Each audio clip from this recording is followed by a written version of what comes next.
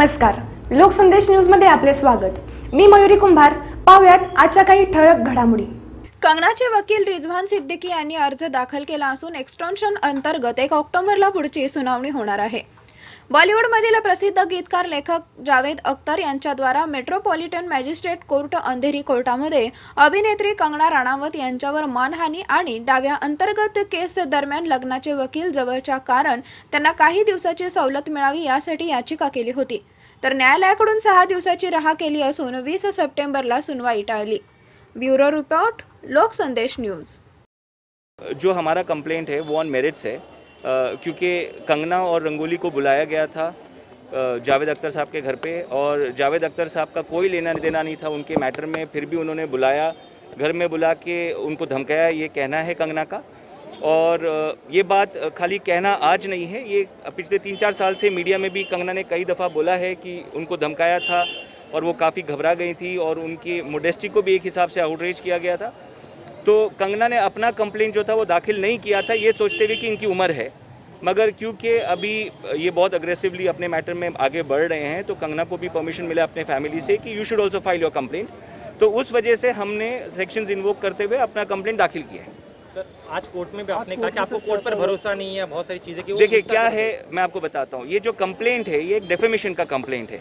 इसको लेजिस्लेचर ने जैसे बनाया है उसको बोलते हैं नॉन कॉग्निजेबल, मतलब छोटा मैटर, बेलेबल और कंपाउंडेबल एंड प्राइवेट कंप्लेंट।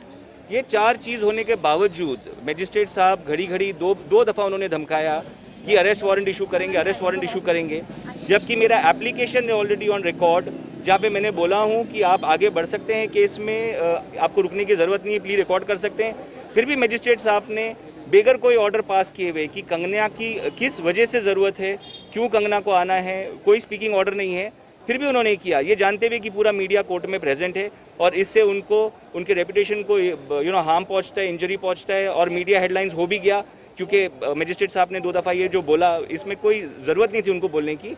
अगर वो कुछ करना चाहते थे तो प्रोसेस फॉलो करते आप तो वो कर सकते थे, मगर उन्होंने क्योंकि किया तो कंगना का फेथ बिल्कुल उठ चुका है जज साहब के ऊपर। और कंगना ने अपना जो काउंटर केस भी जो है, जो काउंटर केस नहीं बोलूँगा, केस ऑन मेरिट्स बोलूँगा, उन्होंने चाहा कि दोनों केस को एक ही दफ़ा जो नए जज को जो चीफ मेट्रोपॉलिटन मजिस्ट्रेट जो नए जज को बताएंगे कि कौन से जज के पास मैटर जाना है, वहीं पे दोनों केस चलेगा। भी ट्रांसफर ऑफ एप्लीकेशन में आपने सिर्फ जज के अलावा बाकी पूरी प्रक्रिया को लेकर उनके जो जावेद अख्तर साहब की तरफ से जो दलीलें दी जा रही थी उसको भी आपने काउंटर किया, वो उसके बारे में थोड़ा बताइए। देखिए, ट्रांसफर एप्लीकेशन में वो सब नहीं होता। ट्रांसफर एप्लीकेशन में खाली ग्राउंड्स दिए जाते हैं कि मैं क्यों इस जज के सामने नहीं आगे बढ़ना चाहता हूँ, तो वो ग्राउंड्स मैंने दे दिए जज साहब के सामने, चीफ मेट्रोपॉलिटन मजिस्ट्रेट के सामने। फर्स्ट को उसका हियरिंग है। अब जाहिर सी बात है 15 नवंबर का डेट ये मजिस्ट्रेट साहब ने इसीलिए दिया क्योंकि उनको भी पता है कि अभी वो मैटर में 2-3 हियरिंग चलेंगे तो थोड़ा टाइम लगेगा, तो हम इस जज के सामने नहीं आगे बढ़ना चाहते।